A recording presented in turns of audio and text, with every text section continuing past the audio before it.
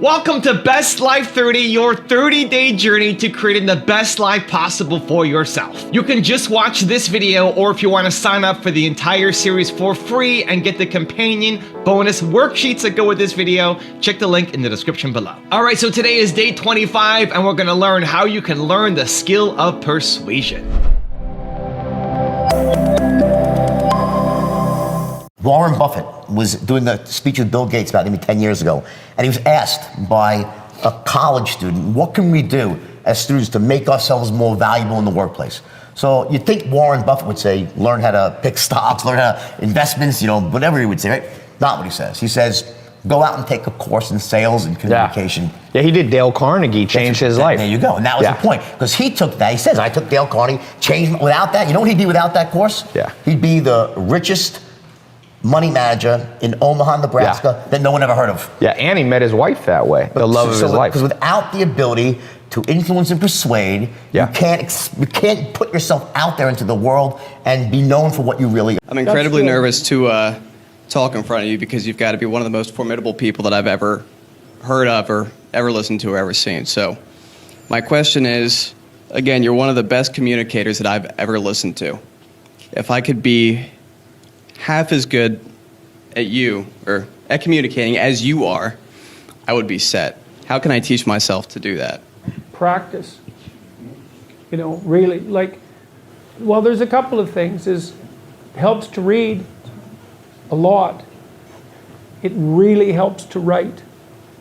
So if you want to make yourself articulate, which is a very good idea, then not only should you read, but you should write down what you think. And if you can do that a little bit every day, 15 minutes, maybe you could steal 15 minutes and do it every day. But if you do that for 10 years, you really straighten out your thinking. If you're going to speak effectively, you have to know way more than you're talking about, so this is often difficult for beginning lecturers at university because they'll do a lecture on a topic, but they only know as much as they're saying in the lecture. And they get kind of stuck to their notes because of it. But you want to know 10 times as much as you are saying in the lecture, and then you can specify a stepping path through it and elaborate with the other things that you know. But to do that, you have to do a lot of reading. But you also have to do a lot of reading because that's where the synthesizing comes. So that's on the input side. And then on the output side, well, there's some techniques, let's say, is like if you're speaking in front of a group, you are not delivering a talk to a group. That's not what you're doing. The talk isn't a packaged thing that you present to a group. There isn't a group. There's a bunch of individuals, and you talk to them. So when I talk to a group, I always talk to people one at a time. And that makes it easier too, because you know how to talk to a person. It's like, can you talk to 1,000 people? Well, probably not, because it's too intimidating. But there isn't 1,000 people there. There's 1,000 individuals. And so you just look at an individual and you say something, and you can tell if they're engaged. They look confused, or they look interested, or they look angry, or they look bored, or maybe they're asleep, in which case you look at someone else. And they give you feedback about how you're doing. And so one thing is to have something to say, but the next thing is pay attention to who you're talking to. Because unless you're very badly socialized, and that seems unlikely in your case because, you present yourself at least moderately well, And, well, I mean, I don't know you very well, but on first sight, you're doing fine. So the probability that if you pay attention to the individuals that you're talking to, that your natural wealth of social skill will manifest itself is extremely high. And so you don't deliver a talk to an audience. That's a really bad way of thinking about it. You're actually engaged in a conversation with an audience. Even if they're not talking, they're nodding and shifting position and, looking like this, and you can pull all that in and use it to govern the level at which you're addressing the entire audience. So the last thing I would say is, well, having the aim to be a good communicator is a good start. And you think, well, I could buttress that to some degree. Well, there isn't anything that you can this is the whole point of a liberal education. There isn't anything that you can possibly do that makes you more competent in everything you do than to learn how to communicate. I don't care if you're going to be a carpenter. I mean, being a carpenter, by the way, is very difficult, especially if you're a good carpenter. But if you're good at communicating as a carpenter, you're like 10 times better as a carpenter. So, and this is something that the liberal arts colleges, I think, I don't know if they've forgotten it, but they don't do a very good job of marketing. It's like, well, what's the use of a bachelor's degree, a Bachelor of Arts? It's like, well, you can think, you can write, you can speak, you've read something.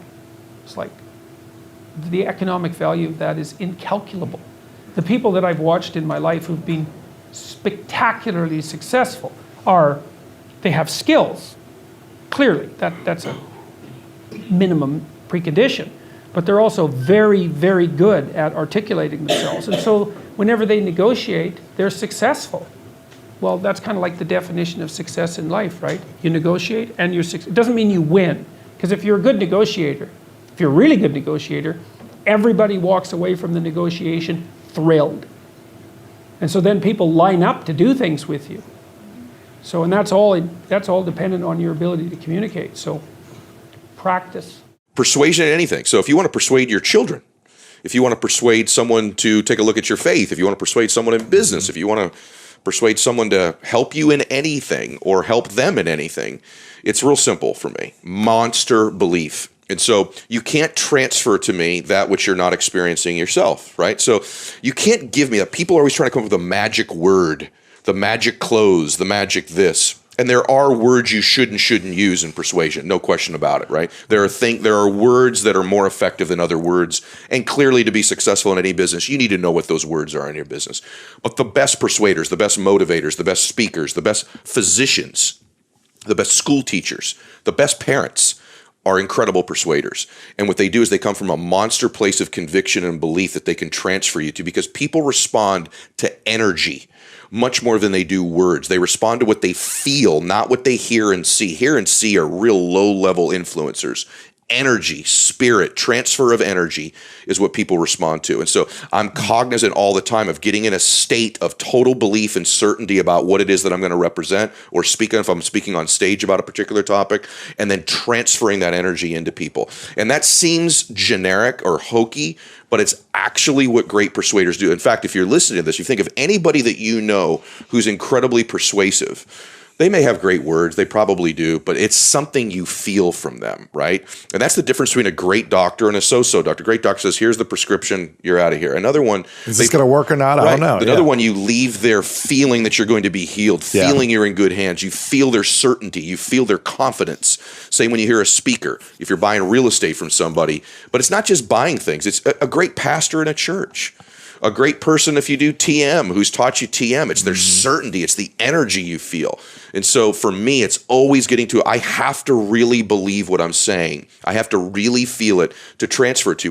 And communication skills come in many forms. I'm talking about writing their email, or writing their social media post, or conducting their meeting, or speaking one-on-one, speaking on the phone, talking with a prospect, or even speaking to large groups of people.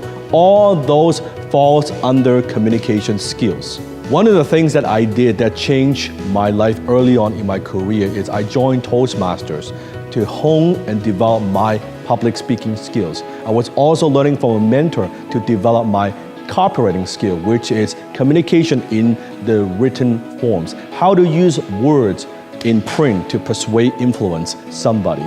So all successful people, they have this one thing in common: the ability to influence, persuade, and inspire other people. I believe the easiest way to influence somebody, not to convince them, not try to twist their arm, but the easiest way to influence somebody, to persuade somebody, is by asking them questions. By asking them questions. So when you know that the idea is wrong, instead of telling people, hey, you're wrong, this is no good, no one likes to hear that they are wrong. Even though they are wrong, they don't want to hear that shit. It's much better to ask them question. Hey, you know what? Yeah, it's okay, we can go with this plan, but have you ever thought about this? What are the consequences if this doesn't work out? Wouldn't it be a good idea to have a plan B, right? And this maybe it's gonna work, but what's the downside of this, right? And can we live with the downside? When you throw it out there and you make it their idea, because one thing I've learned in persuasion is this: when you say something, it means one thing. When they say something, it means everything. So instead of you saying it, make them say it. Make them think about it. Make them question it. Make them doubt their own ideas versus you try to doubt their ideas. And also, when you are communicating, when you're asking questions, you need to ask with certainty. In this world, in this uncertain world, what we do is we sell certainty in an uncertain world. That's what we do as closers, as entrepreneurs, right? As influencers. Understand human beings, we tune into the radio frequency called WIIFM, and that is what's in it for me. We are sometimes very selfish, unfortunately. We're thinking about, why should I pay attention to this? Why does it even matter? What's in it for me? Why should I even give you the time? So when you say the word you, it automatically communicates, hey, this is something for you. Pay attention. Imagine you are walking down the street and you hear someone yells, hey, you! You're like, oh, is that me? Is that me? That's the power of that word. So in your messaging, in your marketing, or even when you're selling one-on-one, are you using a lot of you, or are you using a lot of I or me or our company? Use a lot more you than I. You'll automatically be more persuasive. Let's talk today about negotiation tactics. One of the most powerful of all is called persuasion by reciprocation. Now, this is based on what is called the law of reciprocity. It's considered by many to be the most powerful law of human nature. And what it says is this: if you do something nice for me, I'll do something nice for you. I feel obligated to reciprocate. For example, if we go out to lunch together and I say, I'll pick up the lunch, you'll almost always say that I will pay for it next time. And next time you insist on paying for the lunch. Now, there's several different types of reciprocation. There's, of course, emotional reciprocation, where you make people feel good. You say, thank you, it's a pleasure to meet you, I know how busy you are, thank you very much for your time, or this is a beautiful company, or it's a great opportunity for me to speak to you. Whenever you say anything that causes people to feel better about themselves, they have a deep unconscious need to reciprocate. There's another type of reciprocation which is called material or financial reciprocation. When you do something physical for someone, for example, you help someone load their car, they want to help you load their car. You lend people money or your lawnmower, they want to pay you back by reciprocating in some way. We always like to do things for others because we have, according to psychologists, this deep need to be even. So if you do something for me, the only way that I can get even is by doing something for you. By the way, the reverse is also true. If you do something that hurts me, then I feel a deep need to get even as well, so be careful. So the starting point of reciprocation is look for opportunities to do things for others. Something as simple as bringing a cutout from a newspaper that may be of interest to a prospect. Something as simple as giving a person a book or something like that. Something as simple as opening the door or getting a cup of coffee is a very powerful technique to cause people to like you and to feel obligated to you. How do I add more value so that I can get paid more, so that I can have more influence, so that I can make more of a difference where I'm at? You always hear it all the time, right? Add more value. Well, how? How do you add more value so you can get paid more and have more influence? Part of adding value is helping people reconnect with some emotional side of their lives, right? I know that sounds so simple in some ways, but also philosophical. That a lot of what we experience today in this world is just so cheap and so commoditized and so technically driven that it's our job, if we want to add a lot of value, to bring back in humanity, to bring back in the emotion, to bring back in the color, the flair, the joy, the vibrancy, the real hues of human emotion that are often missing from everything. If you bring that back into everything that you're contributing, you'll go to a level of adding value that most people will never understand. And people won't just follow you because you're the person who asks the best questions. People won't just follow you because you're the person who knows the most people. People will follow you because you're an inspirer and you're a leader, because they can see within you that you have true energy, true engagement, true human emotion with everything that you're contributing. And because of that, they know that you're somebody they want to follow. The number one way to influence another human being is actually by your example. I mean, we are tribal. We used to travel in herds. We are profoundly influenced by the social networks we are around. And so if you want to influence and elevate and uplift people around you, start with you. Start with your example. I love Aesop's fables. And so I'm going to tell the story of one of the most famous and I think most useful of Aesop's fables. So this is the fable of the wind and the sun. So the wind and the sun were having an argument about who was the more powerful. And they decided that they would settle it with a bet. And what they bet was that they spotted a traveler on a road and they said who would be able to get the cloak away from that traveler. And whoever did was the stronger. So the wind went first, and the wind turned on his mighty force and blew icy wind at the traveler and almost blew the cloak right off of the traveler's shoulders. But the traveler was, felt the wind, felt the cold, and so gripped the cloak so tightly that eventually the wind had to give up and say that he couldn't get the cloak away from the traveler. So then it was the sun's turn, and the sun shone down on the traveler like these beaming rays, and as the traveler walked along, he loosened his grip, and eventually he became so hot that he ripped the cloak off and threw it on the ground, and the sun won. And so the moral of the fable is that persuasion is more powerful than force. In Robert Cialdini's book, Influence, he says, "A well-known principle of human behavior says that when we ask someone to do a favor, we will be more successful if we provide a reason." Here's an example from that book. Listen to this.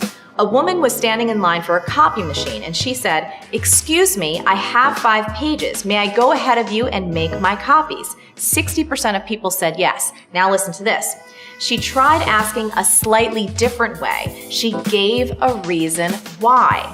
This time she said, "Excuse me, I have 5 pages. May I use the copy machine because I'm in a rush?" And this time, 94% of the people said yes. That's 1.5 times as many. That is a lot of persuasion. Now, there's more to that study, and you can check it out in Cialdini's book. But the point here is that when you give people a reason why you're asking for something, they're more inclined to give it to you. Now I've got a special bonus clip that I think you're gonna enjoy, but before that, it's time for the best Live 30 questions of the day. It's not enough to just watch a video, you have to do something about it, so pull out your worksheets and answer these questions, and if you don't have the worksheets yet, get them for free by checking the link in the description below. Here we go. Question number 1, what persuasion skills will you work on this week? Number 2, how can you add more value to the people in your life? And number 3, where do you need to lead more by example? And if you're doing the Best Live 30 challenge with me, put a hashtag BestLive30 in the comments below. We want to celebrate you. So listen, as an entrepreneur, if you do not know how to influence and persuade, your company is done. This is a challenge for so many entrepreneurs. You have a great mission, you have a great message. You're trying to do things for the right reason. You're not just trying to make money. Make money is important, but it's not number one. There's something else that you're trying to accomplish.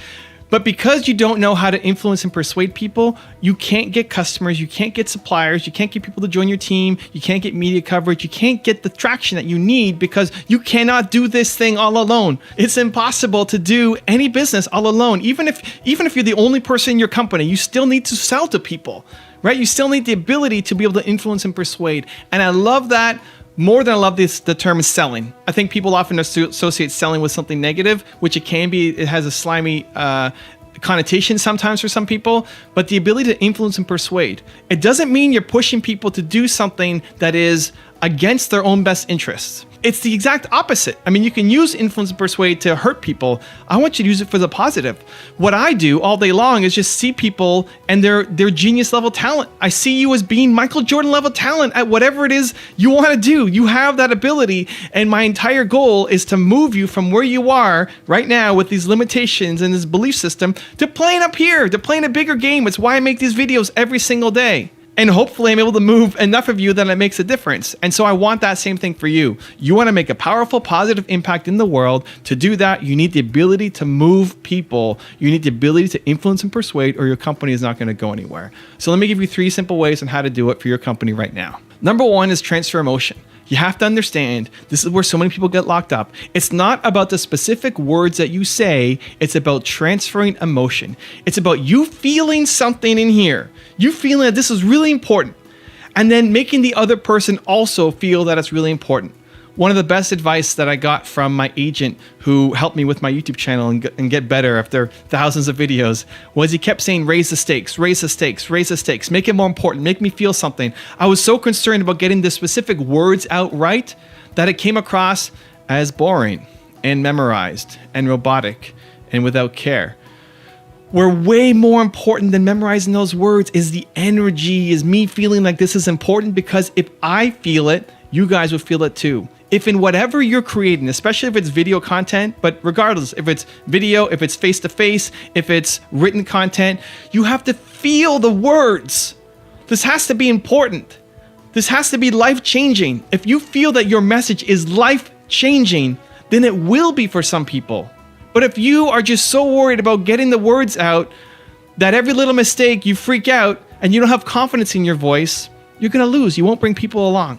I like to say that when I'm 85% sure, I'm 100% sure. Because you can never be 100% sure looking forward, only backwards.